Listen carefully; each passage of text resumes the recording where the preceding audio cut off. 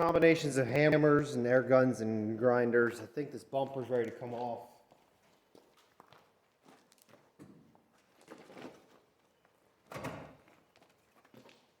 More or less.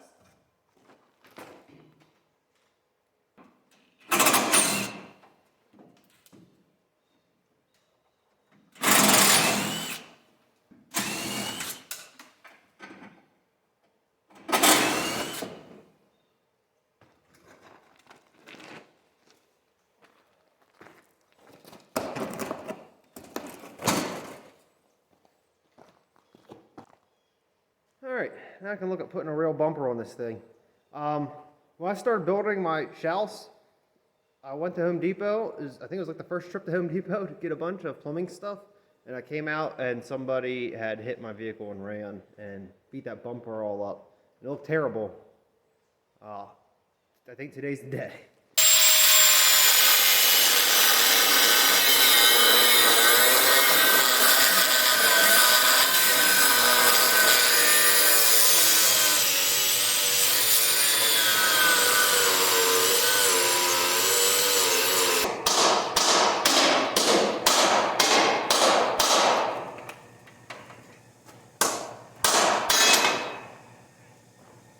So I had this big hunking piece of C-channel. It's like 12 foot. The thing was heavy.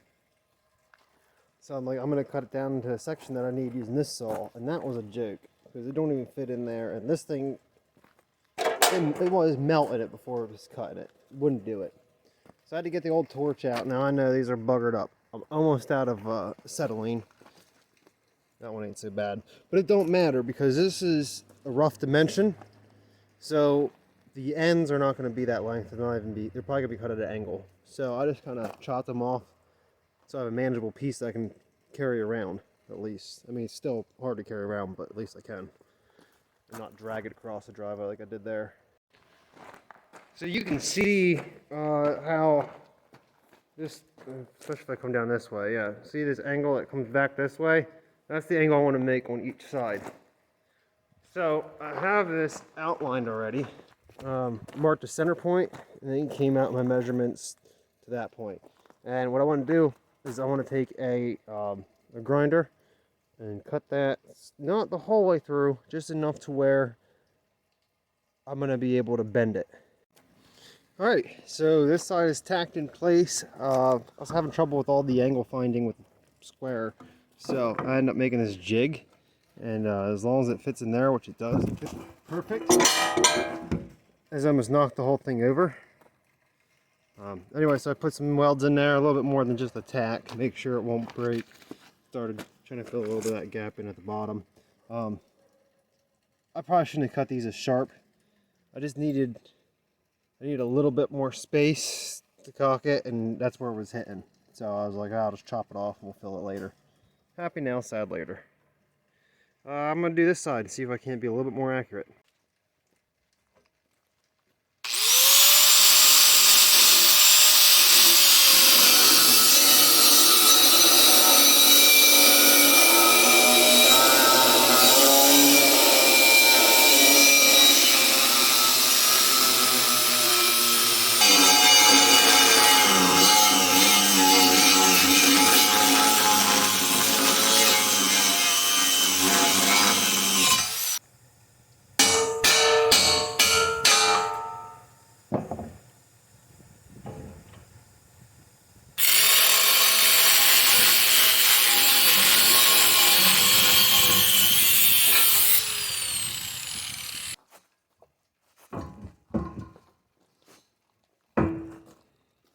Wants to.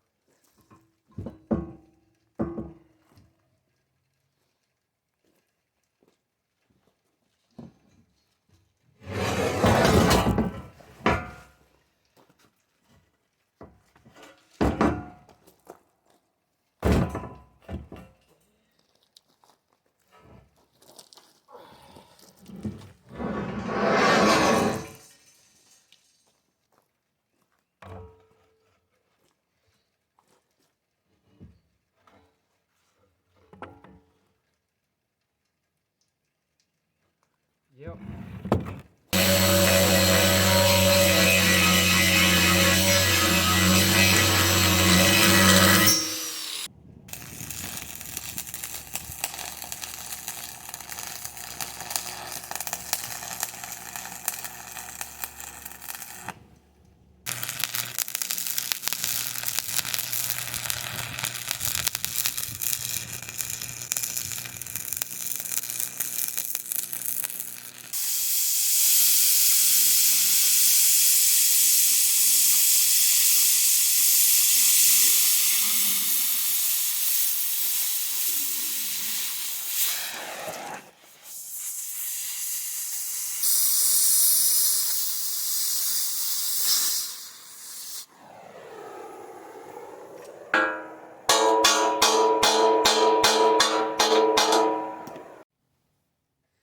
had a bit of a snack. Time to get back to this.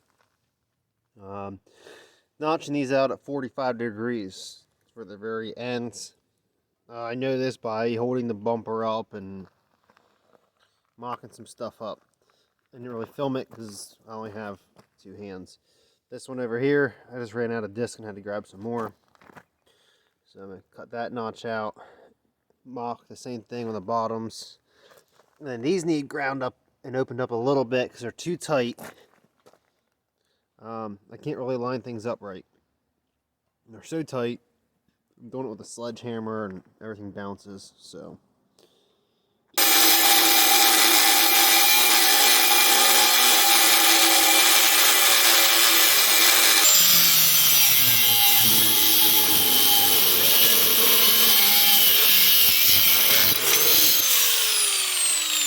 Yeah, got a little bit of a gap there, kind of got a little excited, but I really wanted to get it right.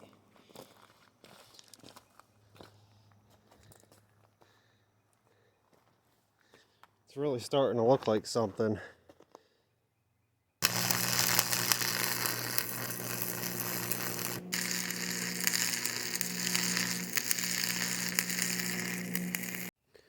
Whew. It's not looking too bad.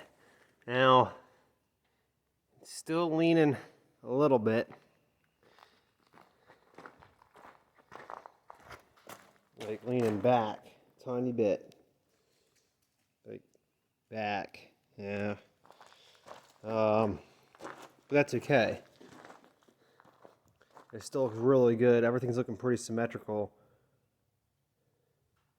I might actually be at the point where I'm just gonna like burn this bumper in real quick and get all that welding done. Alright, you got everything welded up. It needs cleaned up yet, but I'm not ready to do that.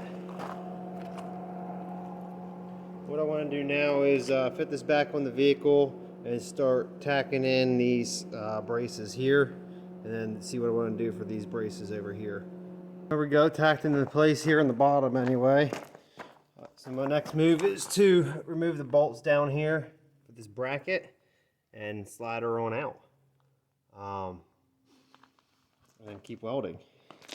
And these ends are still kind of boogered up and nasty, so I still have to do something with them.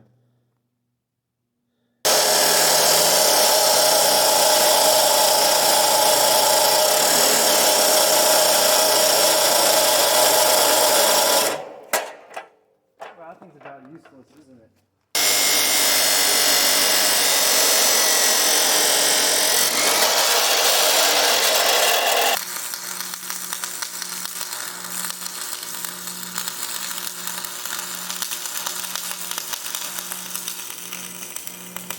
I just added these support pieces in. Just threw some quick welds down them just to give it a little bit more strength on these brackets since they're only pinned at the bottom and the top. Got one on this side too. And that's good enough for me. Alright, end of day one. I gotta do some grocery shopping and go give some estimates tomorrow. So everything's bolted on, kind of grinded down. Enough for now. That's gonna get me through the next 12 hours. So I sat here for like an hour and I just kept hitting like all the low spots in these beads, and you know, just putting little beads across and hitting areas, and then coming over here with a grinder. And it's not perfect, but it's not bad because it really blends in with the rest of the metal. I mean, there's like these corners aren't perfect. There's little bits of junk in there. There's a little spot right there, but I'm happy with it for the amount of time that I'm putting into it. I'm not a metal worker. I'm really, you know, I'm still really learning how to work with metal and like do a good job with it. And this is by far my cleanest project yet. So little by little, we're getting there. Yeah.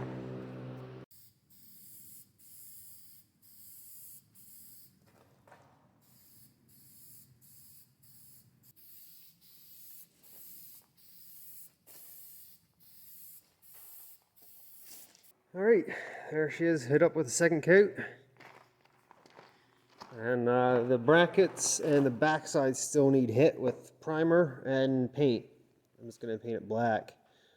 But that's going to have to wait till tomorrow because it's evening, and as soon as this thing dries in like 2 hours, I'm going to be slapping it back up on there so I can go to work in the morning. Alright, so this bumper's actually been on here for about a year or so. You can see I got to do a little bit of touch up on some paint here. Also, it's sitting a little crooked and kind of leaning out. But that's all adjustable with these bolts down in here. That's okay because this bumper's coming off really soon. I'm getting ready to do a motor swap, so I'm going to tear the whole front end apart so I can slide the motor and transmission in as one. You can tell it's like really high on this side, but anyway, it served its purpose. It will continue serving a purpose. Yeah. All I have to say, don't brake check me.